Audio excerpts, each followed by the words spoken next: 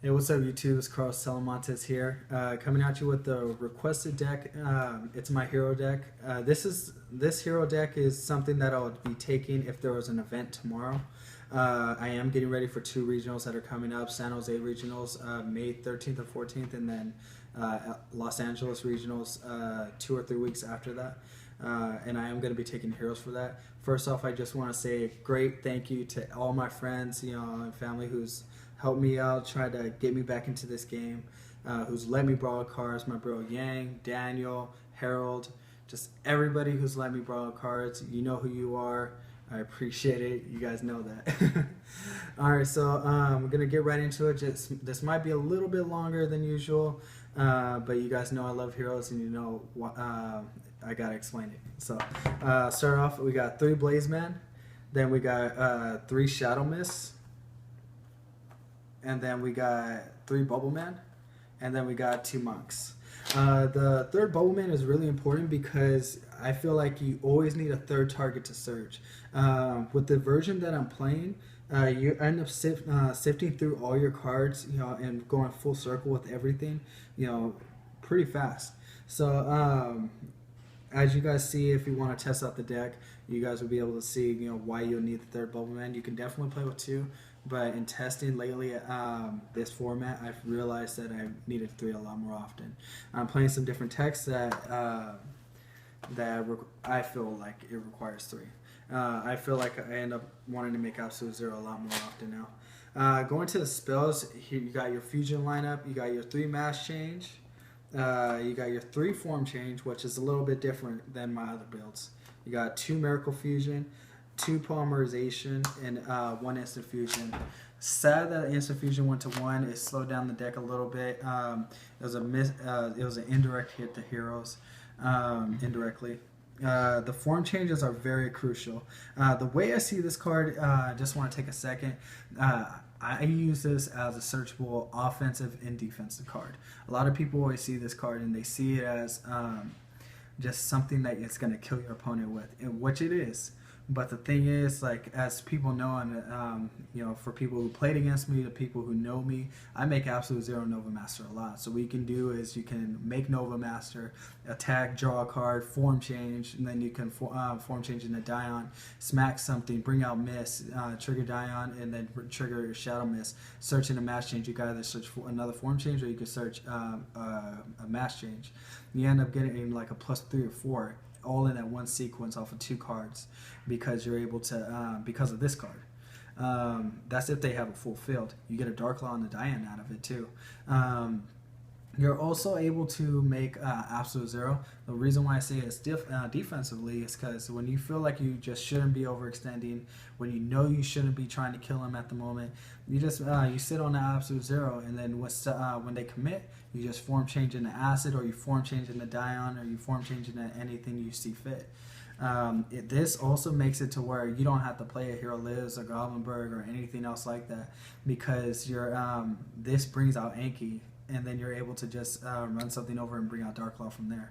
So to me, it's a more consistent and better way, a searchable way, instead of a Hero Lives or anything else, without the cost to bring out Dark Law. That's my preference. I like the way I see this card is like I see it like a Circle of the Fire Kings with Grunix type of thing. But I'm liking it a lot, this format, and I feel like more chainable, quick play engine cards are just the way to go. Something that will complement your engine. So the rest of the spells, we got 3 E-calls, and then a little bit different, I got 3 Twin Twisters. You can always discard the Mist, get a search for the Blazeman, and get your plays going off right there. I'm testing out Soul Charge, and so what you're going to be able to do is you're going to you can be able to Twin Twister their cards, discard the Mist, and then you can Soul Charge, bringing back the Mist, or Blazeman, whatever scenario it is, and then you can make an Exceed. You can add the Poly, and you can add a mass change. So you got Exceed, Dark Law, or Dark Law Fusion right off of Soul Charge. Really good combo. I don't have it in here right now. I actually don't have one, but it's something I'm testing out. Regeki, Book of Moon, and Upstart. Book of Moon is actually my 40th card. I actually don't know what to play. When I put this in, I actually figured this is good against PK Fire, it's good against pure BA, and it's also an out to domain monarchs. Because when you activate Book of Moon on their monster, it's no longer considered a tribute summon monster, so you're out of the domain lock, unless they chain ether, of course. But it's just another good out, and just the way you're playing this deck with the form changes and everything, you kind of want to see it as like you're playing Heradic in a sense, where you have a Tefnuit in your hand and you want them to have a monster on the board, so that way you could combo off. If not, you can always kill them. But this is also something. This is something decent right now. You got the Lonely Upstart, of course. I was reading an article, and I was watching an interview. It was with Patrick Coven, and he was saying you just gotta have a certain amount of blowout cards. Cards that say, if they don't have the out, then you should win. Type of thing, because you're not always going to be able to play perfectly. Cards like Regeki, these Twin Twisters, and going on to these traps, which you'll see in a moment. I feel like they're very crucial to have. So, 39 card deck with the one upstart. Then you got the triple Call of the Haunted. You want your deck to go full circle. You want to be able to dump the miss, bring it back, get your combo pieces. You got the 3 strikes. The reason why it took me so long to get this deck profile to you guys, I wanted to make sure I got a completed deck to you guys. So 3 strike, it helps you with your Cosmo matchup. You can change to Ether when it reveals. It can be a blowout, especially under Dark Law. You got your Warning, and you got your Bottomless and your Emptiness. This is one of the cards that I was talking about along with Regeki. You just want cards that you flip, and if they don't have the out, you win. As he was saying, and like, he's a very smart player, and I want to just give credit where credit is due. I feel like there's Twin Twister. They could hit 2 other cards, and this can just go away and it'll be super minus. But I feel like it's a necessary evil type of thing, and I feel like if you flip this, you should win. All except for Monarchs, but yeah. So going on to the extra deck, I'm going to try to zoom right past this, and I'm going to put it all out and then explain after. You got Dark Law, Anki, Dion, Acid, 2 Nova Masters, 2-0, and Norden. These are all the fusions that I'm playing. Another fusion that I really want to play is Divine Wind, Kamikaze. You can form change into them. The 3 form changes in the Blazemans complement each other well, because it makes it to where you don't have to play a level 4 like Wild Heart or any other thing, and have a inconsistent card that doesn't mesh well with your engine and what you're trying to accomplish. Now, don't get me wrong, I like Wild Heart a lot. I've had him in a lot of past profiles, but in the direction that I'm trying to take the deck, I feel like it's just, I want to combo off more with everything else, and it requires me playing a card that it's just pretty much a vanilla at this point in the game. With form change and it complements well with Nova Master and Absolute Zero. Those who know me knows that I'm able to go into Nova Master and Zero really easily, so I'm able to form change them and bring out Dion and get my other plays started. It's a way that I can get Dark Law out easily, so I'm probably going to play the Divine Wind.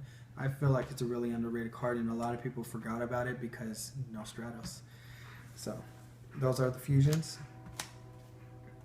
Then you got the Exceeds, you got the One Lightning, the Utopia, Castel, and Samurai. Samurai is really important. A lot of people don't understand, but sometimes you need a card to detach right away, so you can get a search right away, so that way you can continue on with your plays. Alta, Dark Destroyer, Power Ranger guy, BA cards. This is essentially like a bigger Dweller, Armades type of card. I really like it a lot. So those are the Exceeds, and then going on to the side deck, you got 2 of the Kaiju, Water Kaiju, really important actually. 3 Maxi, 2 System Down, 3 Masker Restrict, 3 Light Mirrors, and 2 Magic Deflector. I'm going to explain this just for a quick second. 2 Kaijus, because you want to be able to get rid of the Destroyer, get rid of the Pilot, or get rid of the Power Ranger guy, and it leaves a smaller monster on the board, just so that way you can run it over and go off with your combos with Dion, Nova Master, and everything else. Three max, and it's also a water target for absolute zero, worst case scenario. Three max E's for the PK Fire matchup, any special summon deck like Mermails, because you already have a good matchup against that deck, so there's really no need to continue on with anything else. This gives you the combo pieces that you need. I feel like traps aren't the best right now, even though you're seeing a lot right here. These are just standard, but I feel like traps, a lot of traps aren't the way to go anymore, because Twin Twister is a card, and you don't. They can lead to inconsistency. So you play just the best traps in the game at the moment. It's two system downs. You already know what that's for. Cosmo, and a lot of despots have been around lately for some reason. I don't know if they got new support. I've been out of the game. But 3 Massive Restrict, Blowout, 3 Light Mirrors. I think it's better than Imperial Iron Wall because you stop the effects. They can always Slip Rider, pop the Iron Wall. Tin Can will still go off and get them the cards that they need to sift through their deck. Magic Reflector, you already know what that's for. That's for the Monarch matchup. But that's the deck profile. If you guys have any questions at all, please be sure to comment down below. I will answer you guys. You guys know I love Heroes. It's what I'm going to be taking to the next 2 events. I feel very strong about about this deck in this version. I really want to go for that next top, and I'm very hungry for it. Again, I want to thank you to everybody who's supported me, who's stuck around, and still subscribed when I was gone forever, and who just keeps on encouraging me to play Heroes. You guys know who you are, and you guys know who lend me cards. I really appreciate you guys. I wouldn't be playing without you guys. So comment down below and let me know what you guys think, and maybe we can collab a bit. Let me know what you guys want to see next time. All right, have a good night, everybody.